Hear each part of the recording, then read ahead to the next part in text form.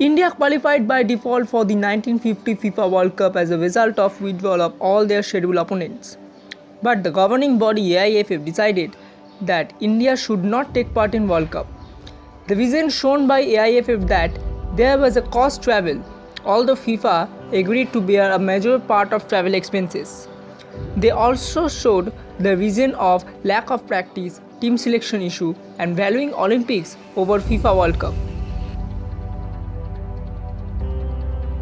Although FIFA imposed a rule banning barefoot play following 1940 Olympics where India has played barefoot, the suggestion that the Indian team refused to play because they were not allowed to play barefoot is not entirely true. During an interview at that time, Sailen Manna stated that AIFF was not taking World Cup seriously as the Olympics. I think it was a great opportunity missed by Indian football to make the game the primary game in the country. I still feel at that time also there were enough players in India who were playing with boots and who could have gone. FIFA had informed India at least a year before that they were considered the best in Asia on the basis of the Olympic performance. And they could have trained the players. A lot of the Hyderabad players who had started coming played in boots anyway. It was just felt that some of the top-notch Bengal players like Shalyan Manna and Robi Das and all were not used to playing in boots, and so AIFF decided to back out. They didn't look at it in a very far-sighted manner. If it was newly independent India, it would have been a boost for the game.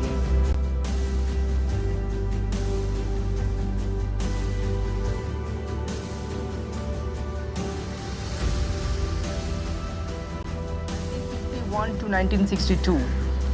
The period from 1951 to 1962 is considered the golden era in the Indian football. Under the tutelage of Syed Abdul Rahim, India became the best team in Asia. The Indian team started the 1950s with victory in 1951 Asian Games, which they hoisted. They beat both Indonesia and Afghanistan in 3-0 to reach the final, where they beat Iran in 1-0. In 1951, India took the lead in organizing the first ever Asian Games. As capital, New Delhi played host, and the Indian footballers led by Sailen Manna captured the top prize, beating Indonesia, Afghanistan and Iran along the way. Like right in सा centre forward में अलाल था, left in शायद अहमद खान साहब था, left out तब रमन दादा था, ये साले सा हो सकता साले दादा था, राइट आउट विकेट दादा था. That is a very good team. That was a match where India showed they had arrived in Asian football and beat all their opponents comfortably, and especially the final against Iran, who were even then very formidable and of course much more physically powerful, and who, when India were playing with great speed and quick short passing, tried to intimidate by rough tactics.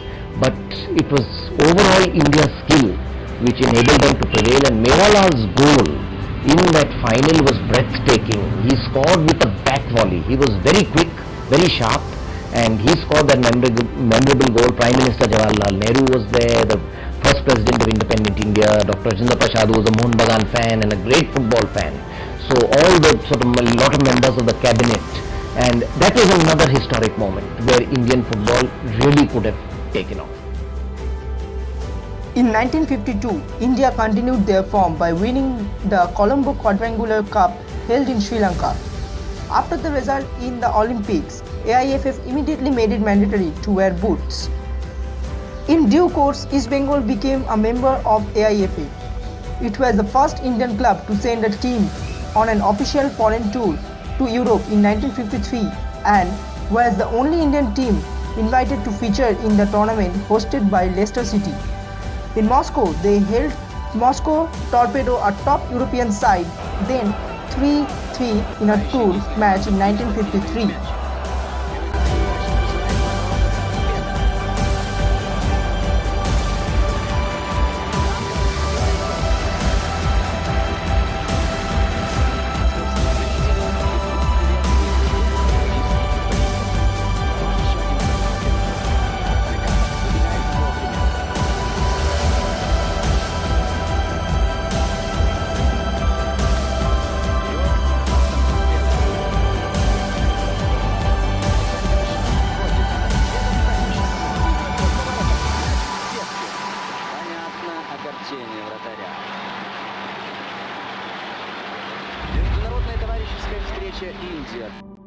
At the 1956 Olympics, they finished fourth. This is the second time India made history in the world of football.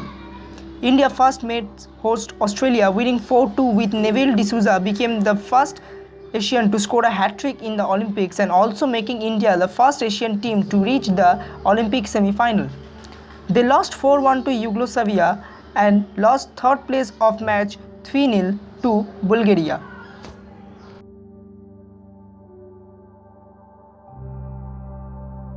सन 1956 में हम fourth आए हैं, Olympic में fourth हुआ, हमने Australia को मारे। आज जो ऑस्ट्रेलिया 4-2 मैच जीता था, फिर बुल्गारिया के साथ हम युगोस्लाविया के साथ हार गए। वो भी लीड कर रहा था, जो युगोस्लाविया से हम 10 गोल हारे थे 52 में, वो टीम को हम लोग लीड कर रहा था 72 मिनट्स तक 1-0 में। मगर दुर्भाग्य हम लोग उतना तैयारी तो उतना बहुत ही अच्छा था, फिर भी उतना एक्सपीरियंस नहीं था। नेविल डिसूजा प्लेस फैंटास्टिक है, ऑस्ट्रेलिया के साथ हैट्रिक किया और इसका साथ एक गोल, क्या गोल मारा, 3 दफे फिरा डिफेंडर को, लास्ट डिफेंडर को 3 दफे फिरा के प्लेस किया, देखने का नहीं इतना। I was talking to mister Greg Chappell, do you know mister Chappell, we have beaten Australia 4-2 and do you know the second match Australia ने चैलेंज किया था 56 में। अब जानते हैं सिडनी में मैच हुआ, बोला इंडिया को हम तो मार देंगे, रिजल्ट जानते हैं, वी वन 7-1, 7 गोल मारा। I score 3 goals, I still remember. It's a fantastic match. Somar Banerjee scored another 3 goals. Fantastic match. In Sydney on that evening we are massacred. After good performance during the Summer Olympics, India participated in the 1958 Asian Games in Tokyo. The team once again finished 4th. To qualify for the 1960 Olympics, India took part in the qualification round where they defeated Afghanistan by 5-2 and defeated Indonesia in both the legs by 4-2 and 2-0.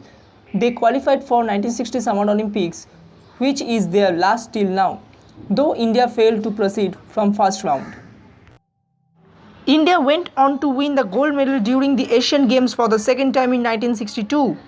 The team defeated South Korea 2-1 to win their major consecutive championship. Played Thailand. Thailand was in a match.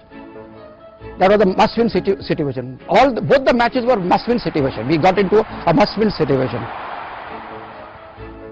We thrashed them 4-0.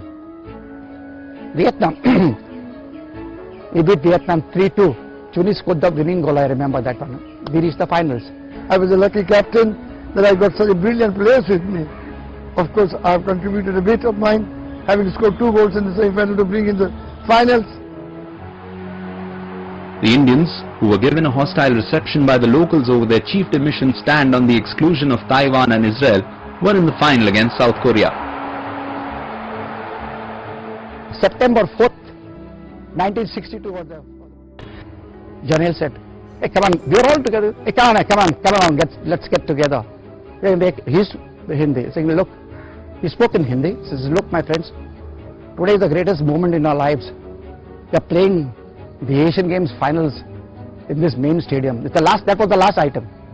We're playing the last item of the Asian Games and then the closing ceremony.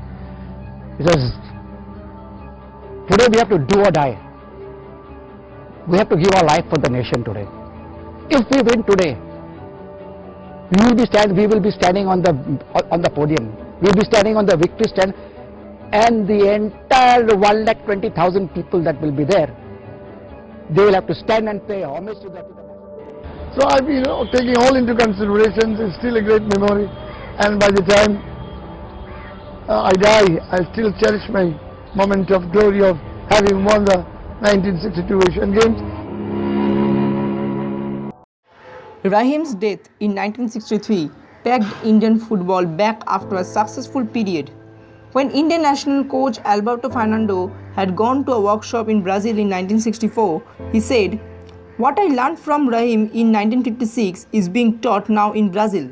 Verily, he was a football prophet." The 1950s saw the reins of the national team being handed over from the likes of B.D. Chatterjee and Bagha Shom to S.A. Rahim. The diminutive figure of Rahim had been instrumental in the emergence of Hyderabad as a football powerhouse, and his efforts began helping India as well. In 1956, I changed the whole show. He started with boots, and youngster. They left behind the senior players like Ahmed Mewala, Dandraj and Adani. In 1962, the doyen of the coaches, Mr. Rahim, late Mr. Rahim, he passed away. And with him, I personally feel that he has taken football in the grave. Pradeep Kumar Banerjee played as a striker for the national football team. He represented India in 45 official matches and scored 15 official goals for the country. He was one of the first recipients of Arjuna Award. He was awarded the prestigious Padma Shri in 1990 and was named Indian Footballer of the 20th Century by IFFSH. In 2004, he was awarded the FIFA Order of Merit, the highest honor award by FIFA. PK Banerjee explosive speed, probably the most powerful shots ever in Indian football. He used to wet the ball. With those days he played with leather balls. So after practice, he used to make the ball wet and then kick against the wall to improve his kicking. And his shots with his left foot, right foot, his ability to take swerving corners, PK Banerjee was phenomenal. Excellent football player, is a great shooter of the ball. I always say we used him as a scorer.